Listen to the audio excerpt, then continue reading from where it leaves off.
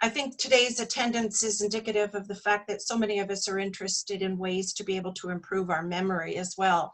How many of us have blanked out on a name of someone that you know very well, or forgotten or forgotten the point of a story that we were in the middle of telling, or been in the midst of doing something and forgotten what it was and why. Why am I in this kitchen? Sometimes it feels like a struggle to retain things or to stay focused on something. Do you ever wonder, am I just getting old and losing my capacity to remember? Is my memory loss related to age then? And today we're pleased to present memory and how it changes with age, and welcome Dr. Cameron Clark, who will help us to understand the basics of memory, the various types of memory, how the aging process impacts it, and will teach us how much forgetting is normal and what can we do to maximize our memory abilities. Dr. Clark is a neuropsychologist with sharpthinking.org here in Calgary. Sharp Thinking seeks to provide empirically supported education and reassurance to older adults concerned with cognitive and memory changes that come with age. Dr. Clark is currently facilitating a memory and aging program that offers group-based psychological intervention for older adults experiencing normal age-related changes to memory. Good morning, Dr. Clark, and thank you so much for joining us this morning. As you can see, we have a lot of people waiting to hear what you have to tell us this morning. Tell us a little about yourself and your program. Oh, sure. So what you're going to get today is a little bit, it's like a snippet of the memory and aging program. And what we'll be covering is what memory is, what it isn't, how it changes, and how it doesn't change with age. And about me, I'm a clinical neuropsychologist by training, and I'm very passionate about teaching and educating people about how memory particularly changes with age. And teaching strategies for empowering memory over the lifespan. So it's a real treat for me to present today. Thanks for having me. Well, thank you very much for joining us. I think you have some information to share, or I'm not sure if you have some screen sharing you'd like to do, but you're welcome anytime to get started. Okay, perfect. So what I will do is I have a bit of a PowerPoint presentation here lined up. So you'll see mostly that and not me. And then I can wrap up a little bit early. We have till 11:30, do we? Yes, and we have some flexibility as well. Okay, perfect. I'll wrap it up a little bit early and take questions. Usually what I like to do is have a real sort of interactive session, and I know that won't be possible today with the webinar format. But what I will say is, Colleen, if you can help me monitor the chat, and if a good question comes up, just feel free to interrupt me, and I want to answer that on the spot. Because really this is more about answering people's questions than me getting through a certain amount of material or anything like that. Okay. Before I launch into the PowerPoint here, I will also say if you have some paper and a pen or a pencil handy, I've got a few brief memory exercises lined up, and that'll be a help for that. Okay? Sounds good. Well, I will share my screen now.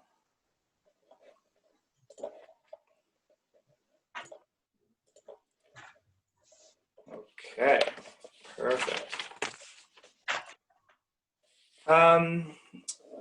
So like Colleen mentioned, I'm a clinical neuropsychologist, and I mentioned that as well. And part of my job is to assess individuals who have undergone some kind of change in their cognitive ability, so their thinking ability, due to illness or injury.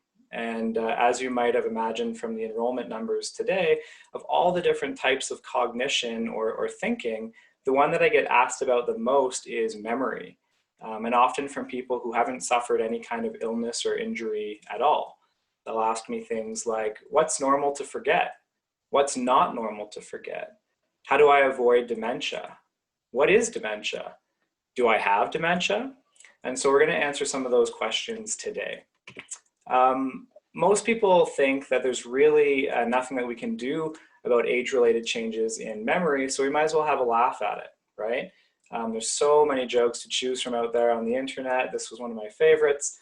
But to the contrary, my goal today is going to be to convince you, number one, that memory is not one single thing. So it's many different types of things. There's many different types of memory. Number two, I want to convince you that not all memory change with age is bad. And number three, I want to convince you that there are absolutely things that you can do to improve your memory.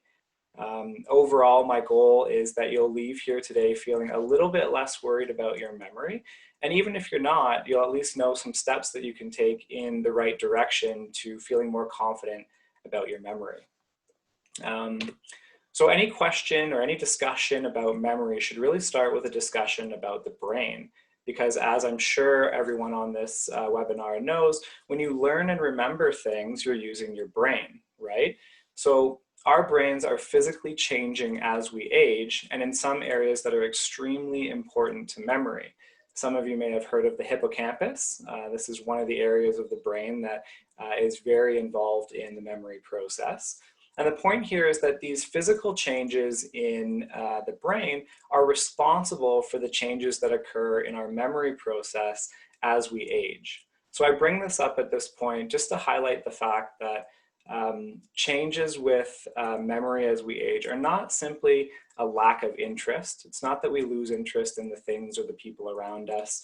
And it's not selective listening. I hear that a lot from couples generally. They say, is he or she just not listening to me? Is that why they can't remember anything that I say? And age-related changes in memory are not just simply those things. They are tied to actual physical changes in the brain, okay? If we zoom in one level and look at the brain in a little bit more detail, your brain is made up of millions of tiny little brain cells, and these are what's called neurons. And they communicate with each other by passing electrical and chemical signals back and forth. And so if you think about it, it's really quite amazing. Your thoughts, your personality, and everything that makes up you psychologically are made up entirely of this mass of communication between millions of these tiny little brain cells. And with age, changes in these brain cells do occur and include loss of dendrites. I don't know if you can see my cursor on the screen, but a dendrite is the little connector between a cell and another cell.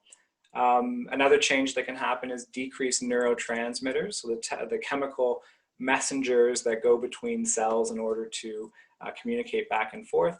And cells themselves can even be lost in the aging process. So again, the point here is just that there are some real changes that happen in the brain with age, and these are responsible for the changes in behavior and memory that happen as we age. Okay, now if we zoom back out, we can look at memory as a logical process rather than a biological one. Okay, so I like to break it down into three different processes or three different steps to remembering something. And we need all three of them in order to remember a piece of information. And if anything goes wrong at any one of these steps, we might forget something. Okay, so let's have a look. So the first one, you need to be able to get information into your head, into your brain. And that's what we can call encoding, getting the information in. Step two, storage, holding that information in your brain, in your mind. And step three, getting that information back out again, which we can call retrieval. So again, any failure in any one of these steps can lead to a failure to remember a piece of information. So let's look at some examples. A failure to encode might be something like distraction, right? So one of my favorite examples here in one of the courses that I was teaching a couple years ago now, a lady said, Cam, you know, memory is generally fine, but I really can't remember when I'm on the phone with my friends and they're giving me the dates and times of a meetup or a party or a get together. This was of course pre-COVID, right? When we could get together. She said, I just can't remember the dates and times. And so after talking about it for a little bit, I said, well, what are you doing while you're on the phone? And she said, well, I'm doing a crossword puzzle. And of course, that is a failure to encode the information. So she's distracted while she's hearing that information. And then, of course, it's a little bit unfair to say that it's a failure of her memory. It just never made it into her brain in the first place. A failure of storage might be something like you learned a new word from the crossword puzzle that you did last week, but then it's completely gone from your memory. And a failure of retrieval might be something like a momentary forgetting of something that you had learned last week, but then you retrieved it, You were able to remember it, which indicates that it wasn't a failure of storage because that information was always in your brain anyway, and you just couldn't quite get it out, right? Any questions so far, Colleen? Yes, we've got a couple coming in here. I wasn't sure if you wanted me to interrupt, but by all means, just let me know when you'd like to hear them. I have Christine S., who would like to know, does her sister's worry about her memory just make it worse? The short, I mean, it's all individual. So the question, just to repeat it, does worry about memory make it worse? And it's always hard to, you know, I can't say for certain without having met the person and that kind of thing. But in general, there's some evidence that attitudes about memory do impact memory itself. So if people who have a positive attitude about memory, or people who can change their attitude to have a more positive attitude about memory, actually end up doing better on tests of memory, which is pretty remarkable when you think about it. We have the power with our way of thinking about ourselves and our ability to either boost or undermine our ability in so many ways, and memory is no different. So yeah. Another question? Yeah, Marilee would like to know is, so memory issues can be a result of having MS? Yeah, absolutely, absolutely. So we'll get to some of the things that can affect memory, but for now, keep in mind that I'll be talking about the normal changes that happen with memory, and then we'll get into the things like dementia and medical conditions a little bit later on. But yes, absolutely, MS can affect memory. And Marion says, my friend who's in early stages of Alzheimer has taken part in a program about boosting your brain power, which I think might be a registered program. Do you know if there's any kind of program like that available in Calgary? Is it a weekly program for her and her partner? There currently, to my knowledge, there is nothing available in Calgary for people with Alzheimer's in terms of a cognitive enhancement type program. Or some of the things that happened before Alzheimer's. People may have heard of MCI, or mild cognitive impairment. There are options available for that, but not in Calgary just yet. And if we go one level before that, anyone who's concerned about memory, that's what the memory and aging program that I've been running does address.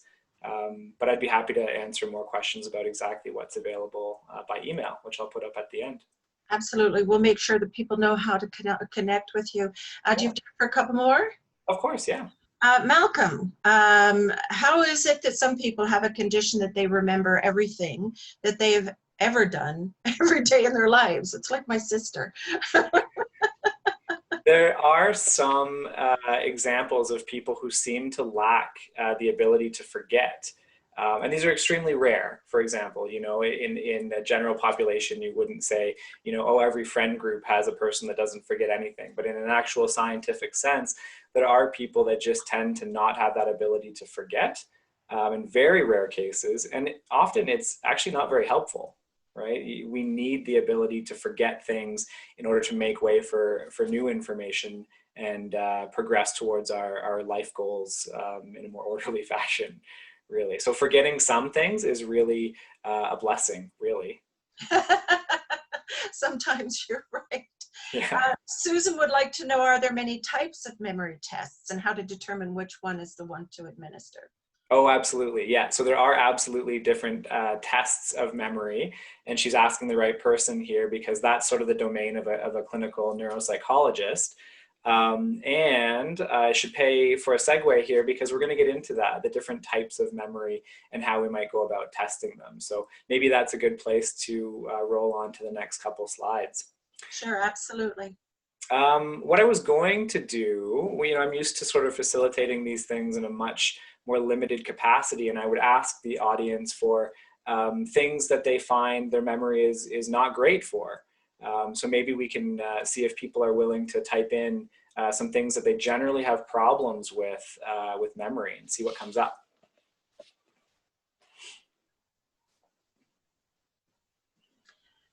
Well, or they're coming in furiously. Yeah.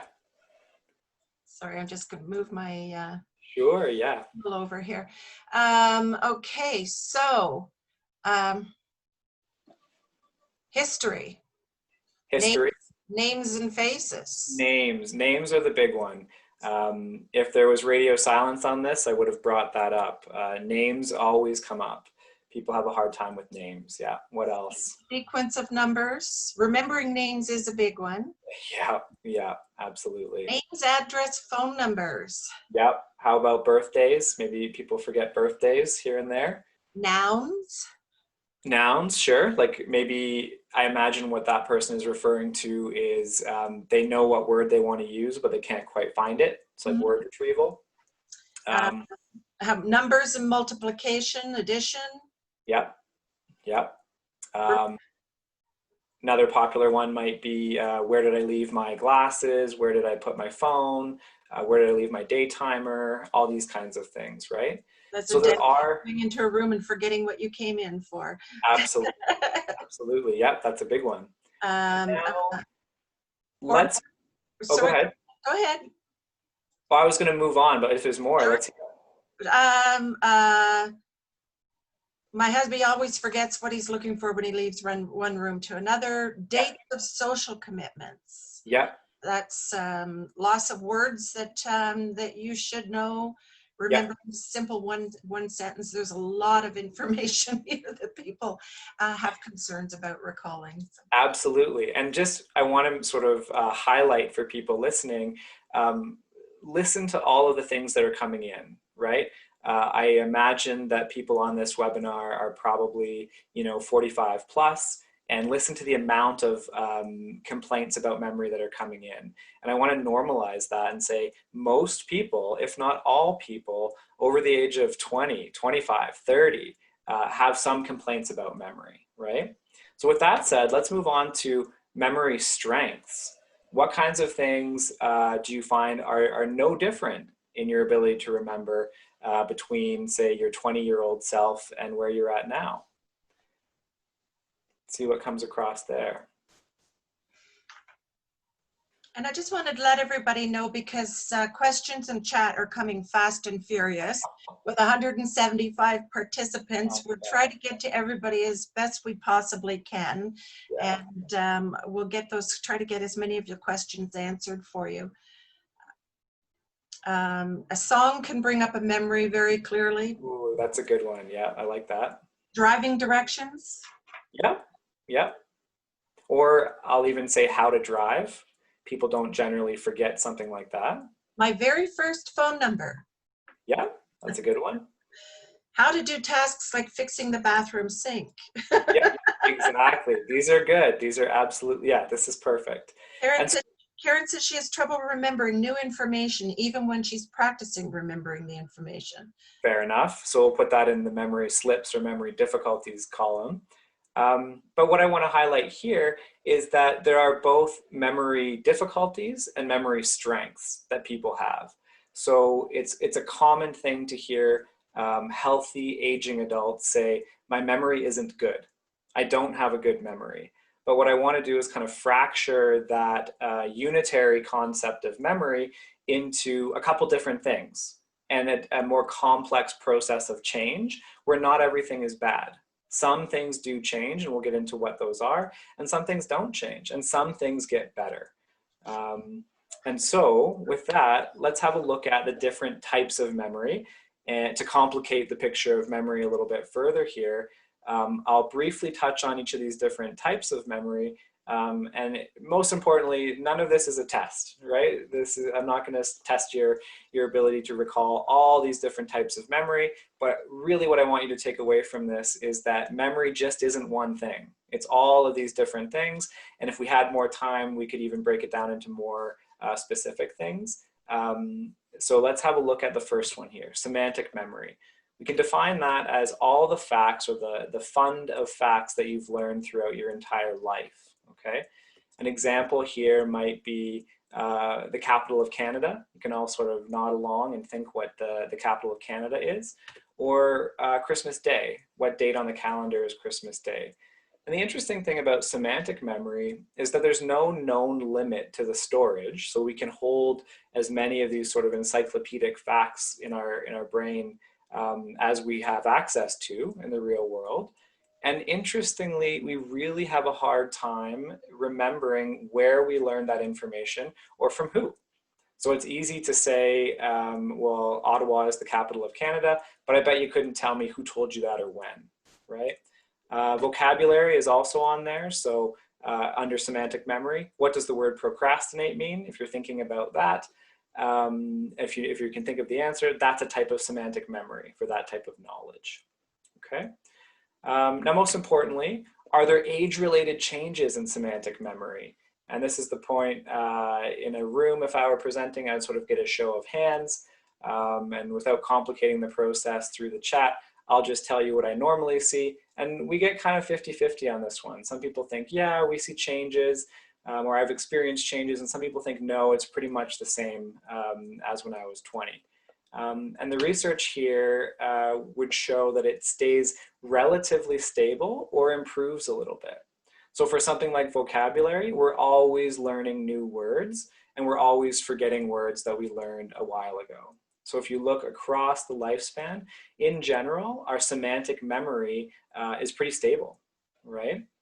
Now, interestingly, if we look at a different area of semantic memory, this is one area where older adults actually do better than younger adults, and that would be financial knowledge, right? So knowledge and memory for facts about finances is something where older adults do much better than younger adults, and probably because as we get older, we have more money hanging around and we need to know what to do with it. We spend more time paying attention to it. And so we're able to recall more facts about, say, an RRSP versus a tax-free savings account. For those in the US, you're stretching my knowledge here. 401k, I think, is the terminology there. And so this is an example of where memory, a type of memory, can actually get better with age. And we don't often think about that. Okay, let's have a look at the next type of memory, immediate memory. So this is our ability to recall small bits of information over just a few seconds. So some examples here would be remembering a phone number long enough to dial it, or recalling the beginning of a sentence by the end of it. And both of those things are pretty important, being able to remember something over a very short period of time. Interesting facts about immediate memory, it's very easily disrupted, as you know. So if you're trying to dial a phone number and someone's reading off other numbers or talking at you, you can be very easily thrown off. And immediate memory also has a very limited capacity, and we know that capacity to be about 5 plus or minus 2 bits of information. So somewhere between 3 and 7 bits of information is about all we can hold over a couple seconds. Okay, so here's where the pen and paper are going to come in handy, and I am going to test your immediate memory. Now, the benefit of a webinar here is that I don't get to call on anyone for their performance or how they did or how they felt about how they did. But what I'm going to do is read out some numbers, and I want you, after I finish reading the set of numbers, write down what you can remember of it. So if you're writing while I'm talking, you're definitely cheating, okay? So I'll read the number, and then once I'm done, you write it down, and then I'll give you a chance to check how you did, okay? So let's try a few here. So the first one is 9, 8, 2, 6. Okay, write that down. Okay. Try another one here. 8, 1, 6, 9, 2.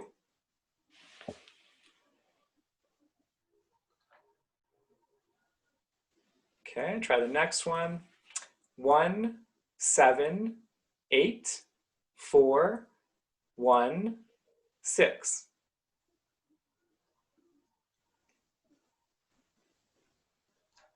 Okay, second last one here. 5, 8, 1, 9, 3, 2, 5.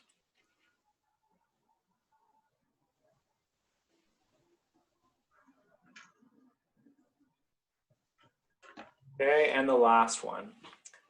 1, 9, 7, 2, 6, 5, 6, 2.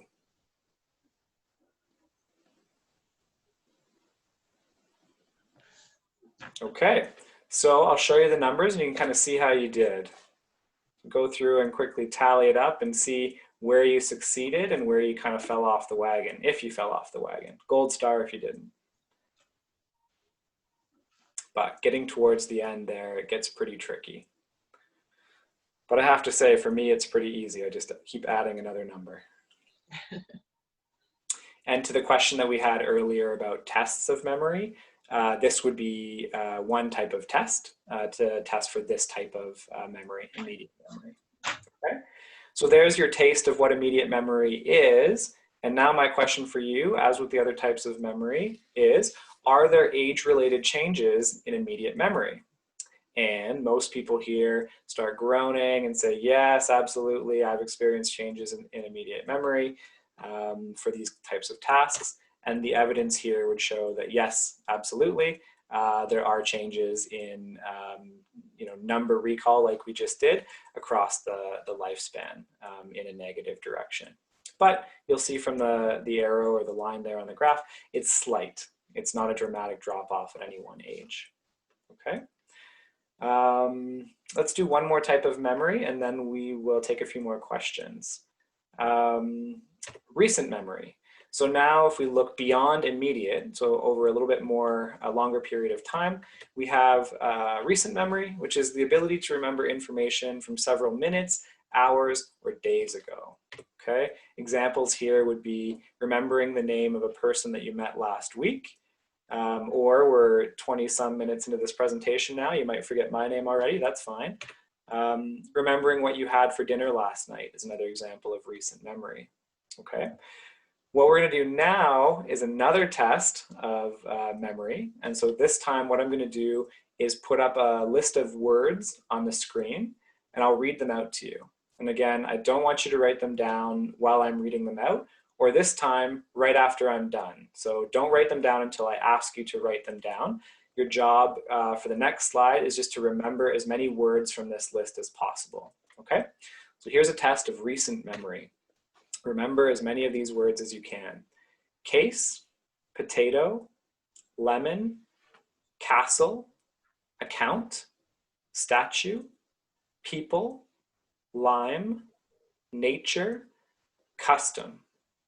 I'll leave these up for a few seconds. Don't write them down. Just try to remember them.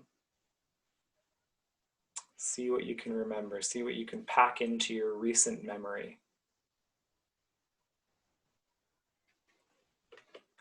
Okay, now still don't write them down yet, because if you did write them down now, we're still kind of on the cusp of immediate memory. What I have to do, to your frustration right now, is distract you for a few seconds while we push this into the realm of recent memory rather than immediate. So what's interesting about recent memory is that it has a higher capacity than immediate memory, but those things have to be stored and encoded first. And once they're stored and encoded, then they're much more resistant to disruption than things in immediate memory. So a good example here might be names. When you're meeting a new person and you're in conversation, there's a lot going on in that conversation, so you can be disrupted and you'll forget the name. But once you have that name firmly in memory, there's very little chance that you'll forget it in the near term anyway, right, within one conversation. Okay, now what I want you to do is write down as many of the words as you can from the list. See what you get.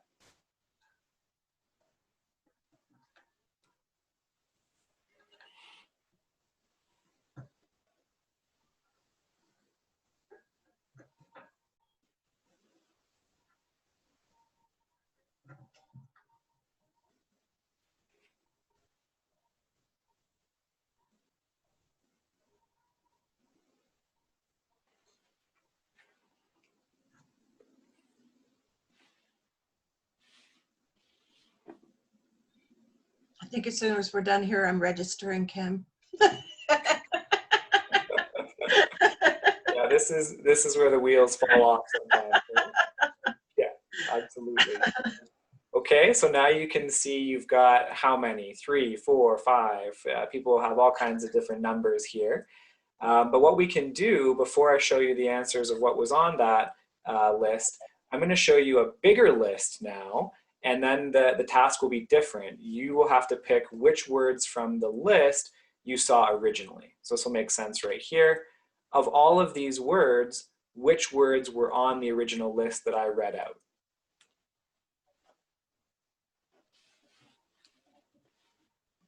You can write them down or tick them off or whatever you like.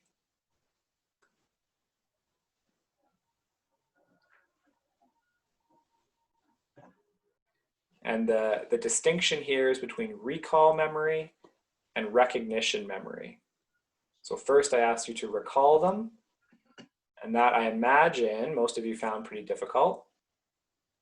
And now we're doing recognition, where all the answers are in front of you and you just have to sort them into yes, I did see it, no, I didn't see it, okay? And what you'll probably find is that recognition memory is a lot easier than recall memory because the answer is right in front of you. It's a cue, if you will. And because I always get asked for the answers, here they are. These are the ones that you saw earlier.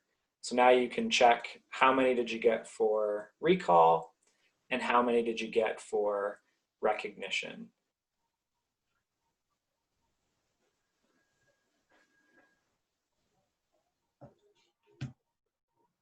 Okay.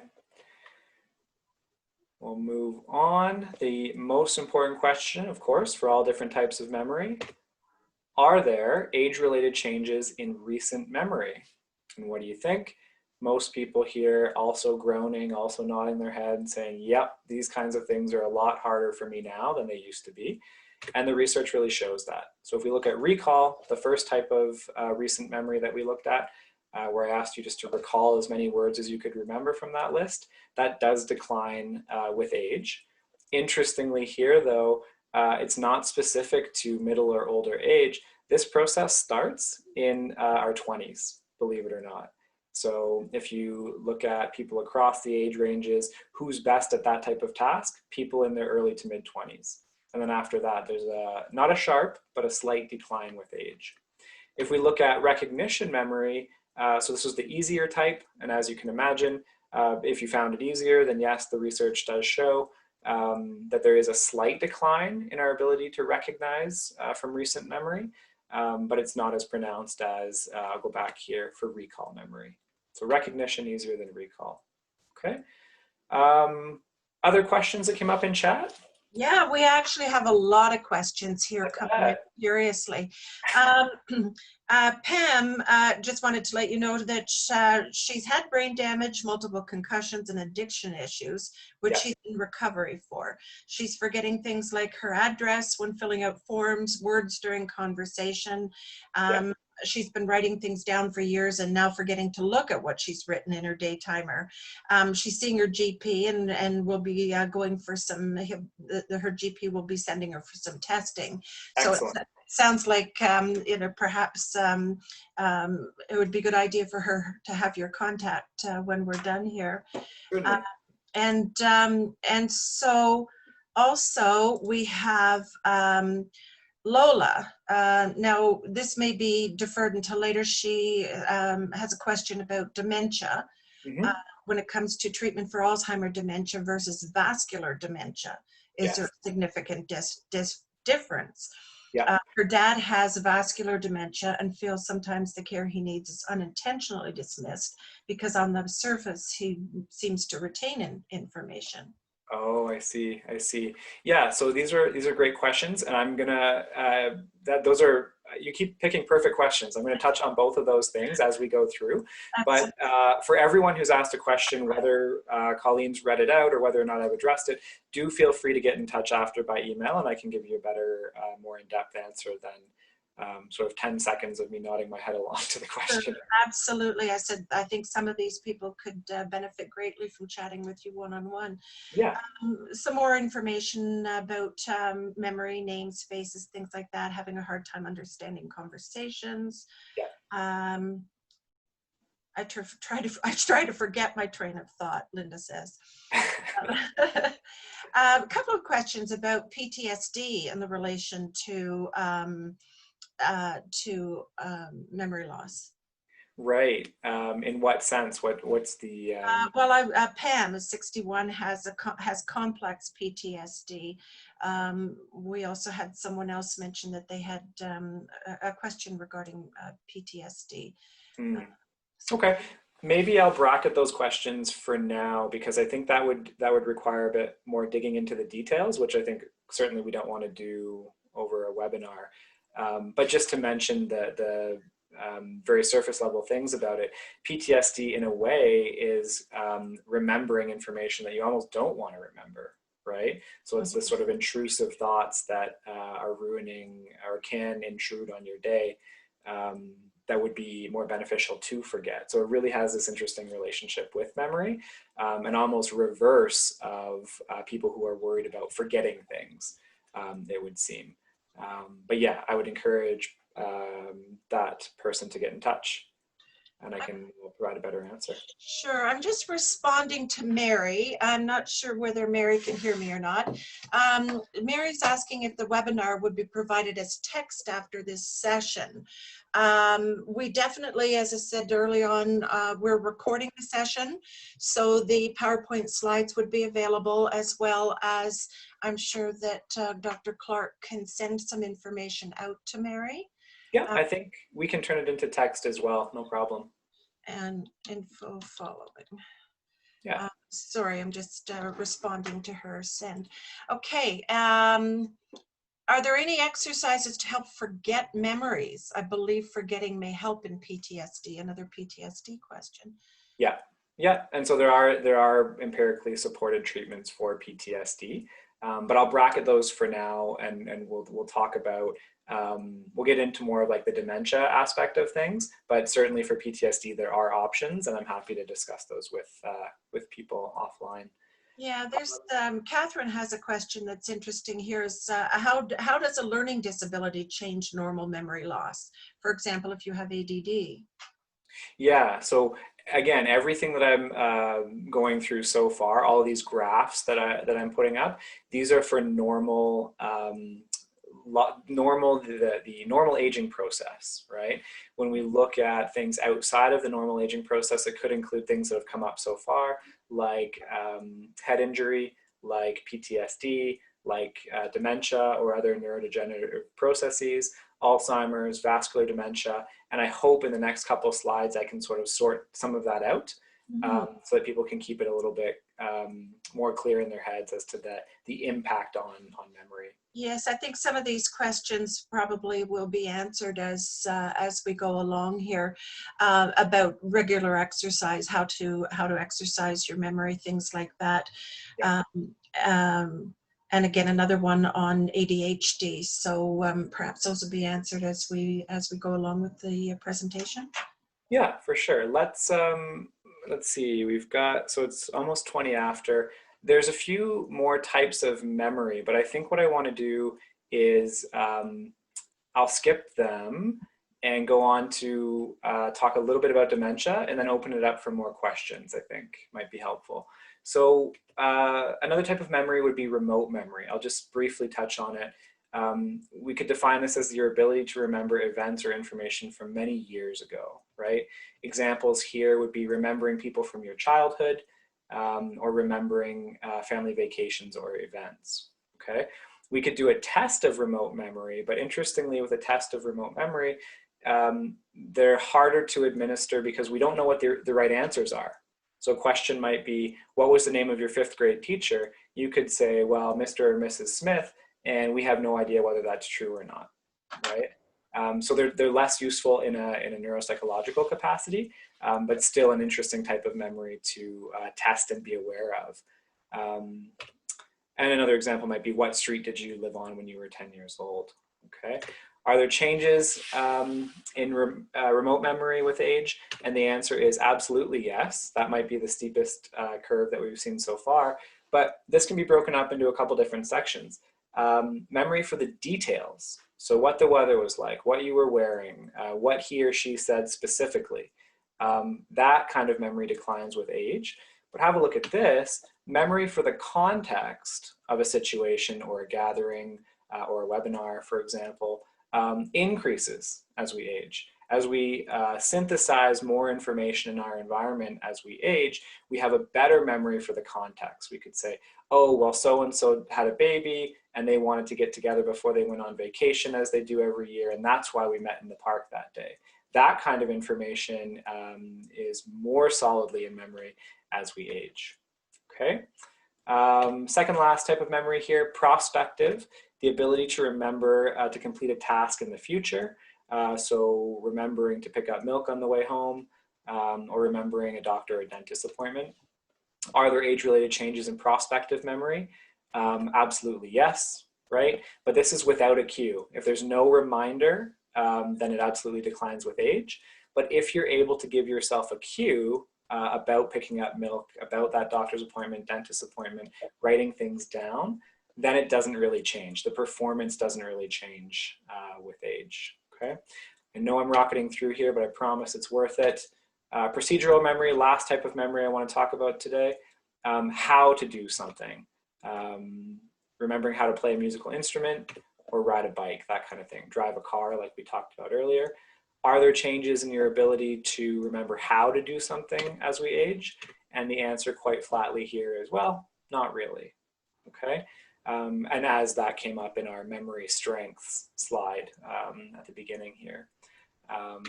Okay, couple points on dementia. What about dementia? This is where the people say, okay, it's good to know about all these different types of memory, but what about dementia? And the points I want to make are that normal forgetting is not the same thing as dementia, okay?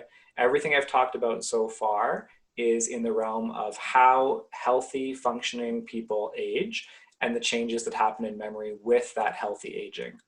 Dementia is forgetting above and beyond that type of forgetting, right? So if we look at the curve here for recall memory, the solid line would be how a healthy aging adult, how memory would decline across the lifespan. And the dashed line is perhaps how someone with dementia might decline faster than normal aging, faster than expected.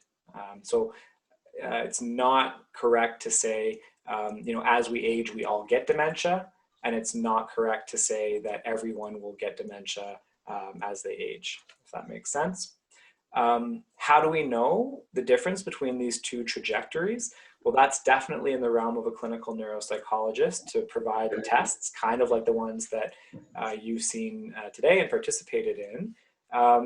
And then to look at the scores and then make a distinction, make a decision about whether or not the level of impairment constitutes a disease or disorder like dementia.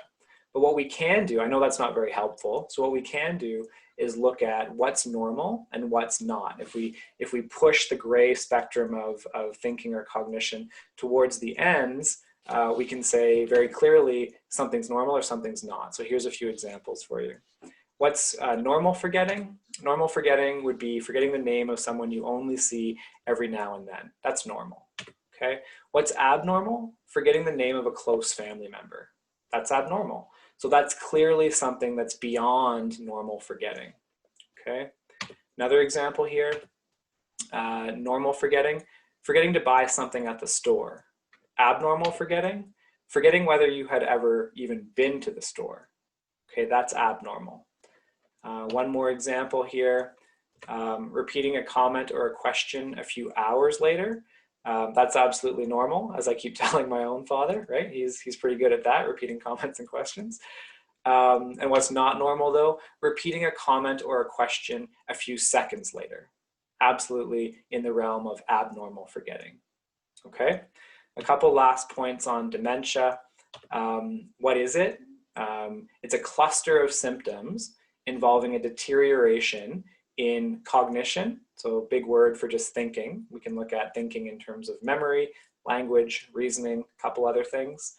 And so a deterioration in cognition and the ability to care for yourself, okay?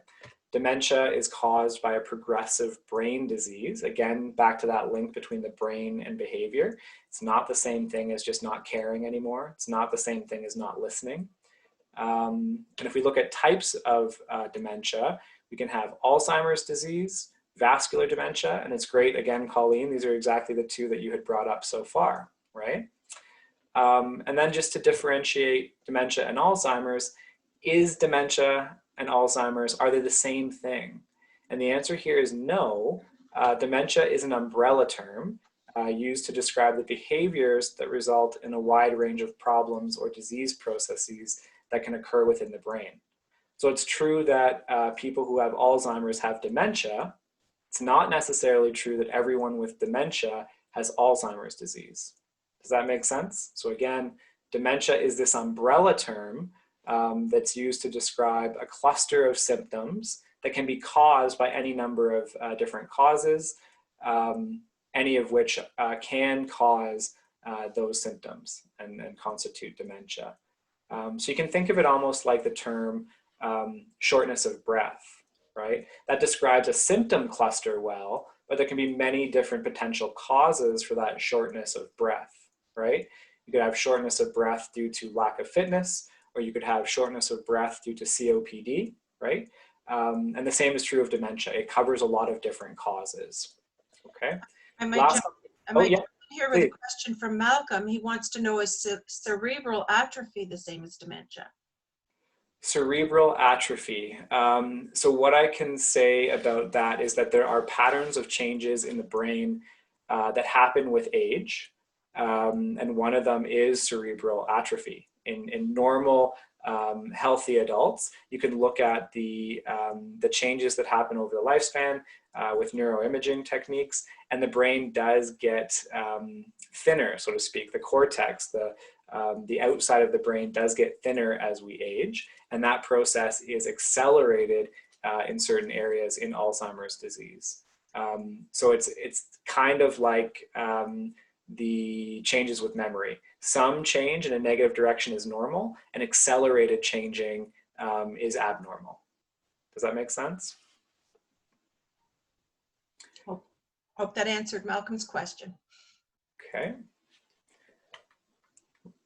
Let me rocket through the last couple slides, or maybe last couple slides, and then we can turn it over for questions or let people go if they have something to do right at the half hour.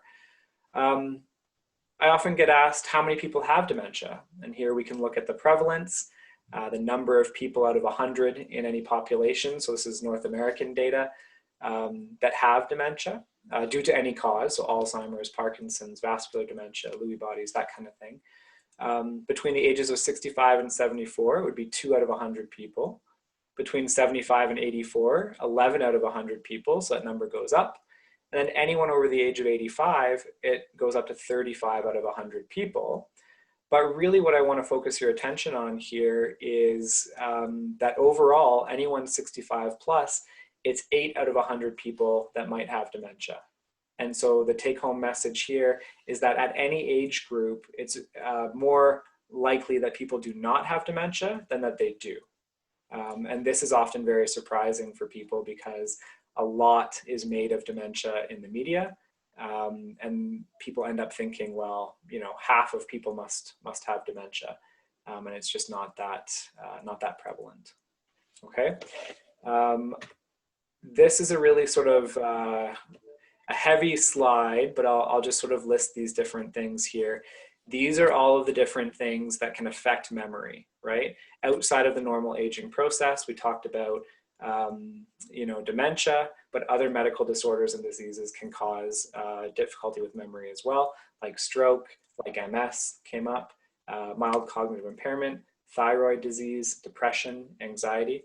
Medications can absolutely affect memory.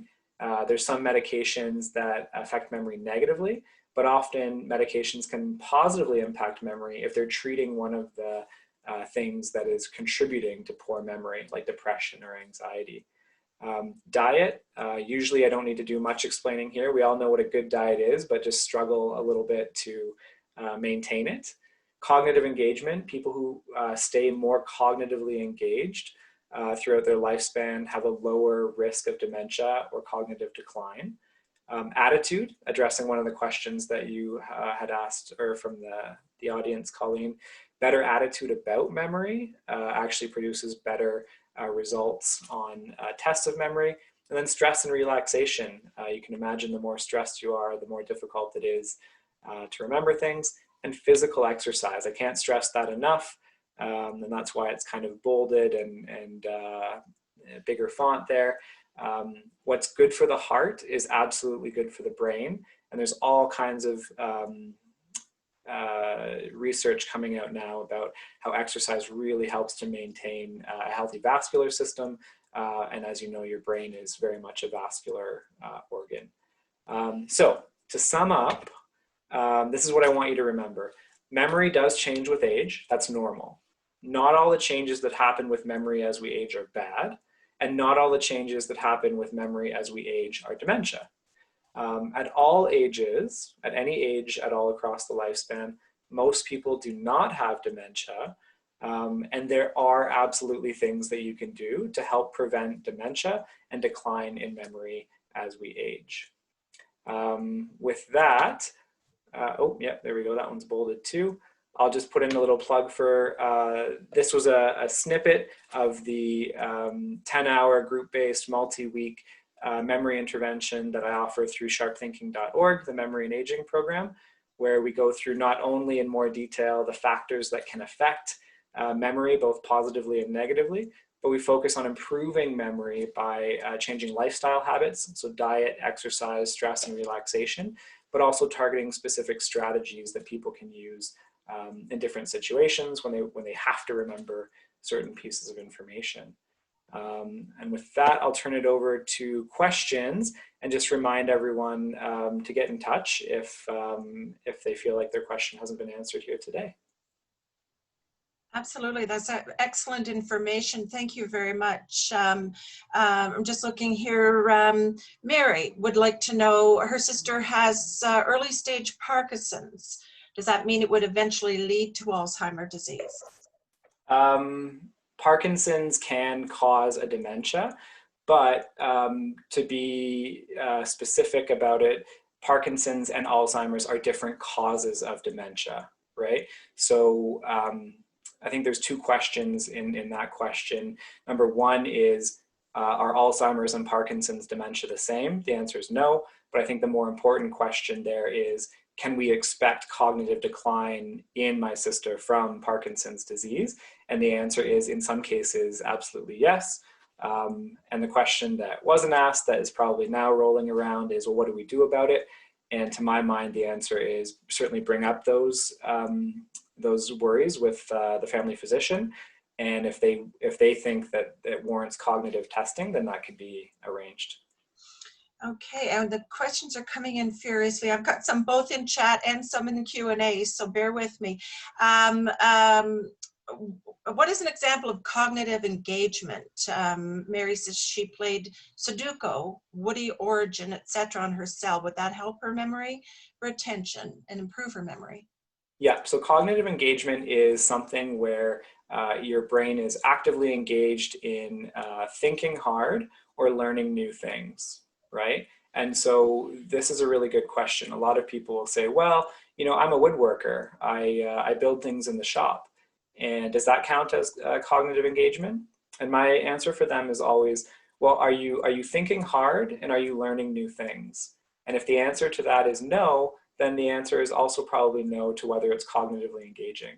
If you're out in the shop making a birdhouse, you know, 3 times a week and nothing's new, well, then you're really not engaging your brain in a kind of thinking process. But if you've never done woodworking and you get into it, well, then there is a lot of thinking hard and learning new things, right? So it'll be different for everyone what counts as cognitive engagement. But the test for yourself is whether you would say you're thinking hard and learning new things. Okay, I have a couple of comments here as well. Sorry, the screen keeps popping back and forth, I think, when we're changing the screen view. I've had, does diet affect your memory? You touched upon that. Is it normal to, Debbie wants to know if it's normal to lose memory of large blocks of time, example from age 5 to 15? In general, no. I mean, people have For example, some people have a poor autobiographical memory. I would count myself in that group. When people say, how was your weekend? I kind of struggle to think of all the different things that I had done over the weekend. But to solidly lose a chunk of time like that, I would probably put in the abnormal category. Yeah, it's not a thing that comes up very often. We've got quite a few nice comments here from Alan. Excellent presenter, very informative. We've had some people have asked to show your, well, maybe I can just mention it, that the email address was removed too quickly. And I think someone has responded to that person that you can reach Dr. Clark at cam@sharpthinking.org. If you need to get in touch with them. If you have any concerns, you can also email me as well with the address that I had sent out the link, and I'll be happy to put you in touch. Terry, thank you, Cam, so informative. Also, thank you for arranging the workshop. What is, Marilee would like to know, what is the definition of prospective memory? Definition of prospective memory was the ability to remember to do something in the future. So that was like picking up milk from the store on your way home. That was remembering a doctor's appointment or a dentist appointment. All kinds of things that you, at the time, you sort of put a little tab mentally and say, oh, I need to remember to do this. Couple of questions about the cost of the program, Emil. I'm not sure if you'd like to mention that, or perhaps Emil can reach out to you after the presentation. Yeah, I can mention it now. So what we generally, I mean, COVID has changed everything, right? In an ideal world, I would love to get 20 to 30 people together in a room. And the benefit of that is people see the struggles that other people are having, right? And they think, everyone seems to carry around this weight, and they think, I'm having trouble with memory. I must be the only one. I must have dementia. What's happening to me? And when they get into this group-based format, they see all these other people are also struggling to remember names. They're struggling to remember, what they had for dinner last night, all these kinds of things, and it really normalizes it. So that's what I would prefer. But in the age of COVID, we have to do everything online. So I've moved all offerings of the Memory and Aging program to an online format. And the fee for the course is $150 per participant. And with that comes a workbook that participants get to keep that is basically a refresher on all the information in the course, and they can take notes and write things down as we go. And that can be covered by insurance plans as well that cover psychological services. Francia would like to know, or has mentioned that after starting taking turmeric extract, she could backtrack to find items that she carried and put down. Is there anything to taking turmeric extract or vitamin B12, or is there anything in nutritional values that can help? I'm glad that question was brought up, because as much as we'd like a silver bullet for memory, for dementia, for cognitive aging, there really isn't one. If there is one, it's exercise. But it's not, I shouldn't say it's a silver bullet, but it's the most helpful. At present, there's no solid evidence for any dietary supplement positively benefiting memory or dementia risk. So not turmeric, not St. John's wort, if you remember that one going back, ginkgo biloba. What are some of the other ones? B12, vitamin E, vitamin D. There's so many, and they change over time, don't they? But the current evidence suggests that there's not one specific dietary supplement that can cause a positive change. Now, just to reiterate though, a whole change in your diet can have a positive effect. So if we look at the Western diet, think cheeseburgers and milkshakes, right? High sugar, high fat. If we move away from that and towards something more like the Mediterranean diet, which is like a lot of fruits, a lot of vegetables, a lot of the protein coming from fish and nuts, over time, that can really have a positive effect on memory and cognition. Lots of great comments coming in here, Kim, that hopefully I can share with you later. Most informative. Liked the quizzes. Thank you so much. Great presentation. Are we going to have more workshops in the future? I'm not sure if you're referring specifically to Dr. Clark or Kirby Center, but definitely Kirby Center has lots of great things coming up here in the next couple of months coming up that I'll share with you here at the end. For people who are asking, yes, I have recorded this. Typically I'll send it on, and then we will post an edited recording on our video on our Kirby Center YouTube channel. You can see the previous presentations that we've done that have been posted there as well, and hopefully you can join us for future presentations. We will. I typically follow up after our presentation with thank you and updates on what we have coming up, and to let you know when that video is live on YouTube so that you can take a look at that. Just taking a quick peek here to see if there's any other big questions for you. Mother was diagnosed, Catherine has said her mother was diagnosed with small vessel disease, only diagnosed because she has dizzy spells, which may be due to either SVD or other ailments. Doctor has not provided any medication or other treatment options. Do you have any thoughts on that? It was probably small vessel ischemic disease. And I guess what I would say about that is that diagnosis tends to come up a lot more than you would think. So a lot more people are affected by that kind of, I guess, diagnosis.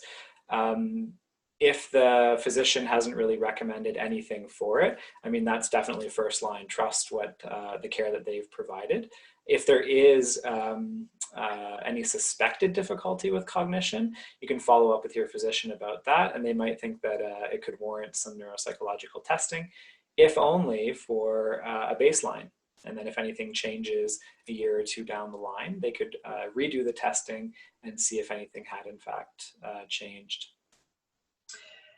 Fahim, I'm sorry, I see here that it looks like I might have skipped over your question that you've asked. I've gone back here. I think you were looking for, can neurological changes lead to enhancement of memory at any point in life? I guess, can a neurological change make our memory better? Yeah, I mean, I guess what I would say is anyone who has the type of memory condition where they, let's say, don't forget things that we were talking about earlier. You know, there's examples of people who can learn languages quicker or remember, you know, 20,000 digits of pi, that kind of thing. All of those things, the behavior is related to the brain. So you'd have to say that, yes, there's something different neurologically about that person. But if the question is more geared towards, can I expect there to be a neurological change in my life that will take away my memory problems that I'm having now? The answer is generally no. All of these things change very slowly over time, and there are things we can do about it, but hoping for you know, kind of a nondescript neurological change is probably not the best option. Folsad, please, is dementia hereditary? Her aunt has it. Yes, it is. And I know that's disheartening to a lot of people. Dementia touches a lot of families, including my own. And so a question that I get a lot about that is, well, what do I do? Right? If someone in my family has dementia, what do I do? And the answer is, well, the answer I like is get caught trying to make yourself better in terms of memory, right? We don't know who will get dementia and who won't. There's no test right now for in 10 or 15 years will you have dementia, right? But there are positive things that you can do for your health and for your cognitive health starting today, right? Better diet, more exercise, sleeping well, eating well, all those kinds of things, as well as memory strategies. And we can't control the outcome, but we can control our inputs, essentially. You mentioned diet and exercise there again. Marion wanted to know, when you say exercise is helpful, what kind of exercise is best? Is walking sufficient, or do you need more intensive exercise? Yeah, so unfortunately, there aren't current guidelines on exercise and cognitive health. So for heart health, they recommend, some people may be aware of this, 150 minutes of exercise per week or less if it's vigorous exercise, right? And so that's a good baseline. That's a good place to start. Um, but we don't know specifically, the research hasn't been done to the finite point of how much exercise needs to be done to protect your brain. But I will say that cardiovascular exercise, where you're getting your heart pumping and you're breathing heavily and you're sweating, that's the kind of exercise that can be good for your vascular system and your brain. Better than, say, stretching and toning or weightlifting, strength training, all that kind of stuff. So get that heart pumping. We'll just take a minute more here. I see that we have some people that are heading off, and I do apologize to everyone if you had a question that you would like to have had answered and we've missed it. As I said, we've had multiple questions coming in on both Q&A and chat, so trying to get to as many as possible. But if we've missed you, by all means, send an email directly to Dr. Clark, or you can follow up with me after the fact. Someone has asked, we talked about the medications that people were taking to help to improve memory. Are there medications that can that can cause memory loss? There are, but to be honest, I don't like to, in a format like this, just name them off the top, because what can happen is people feel like I don't at all want to discourage people from taking medications that their physician has recommended. It's not in my domain, and especially if I'm not involved in their medical care. So there certainly are, but what I would say is that if you do have any cognitive complaints or worries about your memory or cognition, bring that up with your physician first. They can do a review of the medications that you're on, do any tests that they need to do to rule out any physiological cause. And from there, if there's still worries, then neuropsychological testing might be helpful. All right. Well, I think that perhaps I'll wrap up here with some nice comments. Marilee, this was so good. I will definitely be talking about memory at my next MS appointment with my neurologist. And Maria, your objective is achieved. I feel better about my memory. Thanks so much. Trish, thank you so much. I loved how Cam presented real and easy to understand examples. So we've got lots of great response here for you, Cam. So we really do appreciate you joining us today and imparting such great information for everyone. And I'm just going to close off the Q&A here for the moment. And is there anything else that you'd like to impart? Not at all. Any questions? Just don't hesitate to get in touch. There are no stupid questions. All right, and as I said, I will definitely follow up with everyone via our email list following the presentation.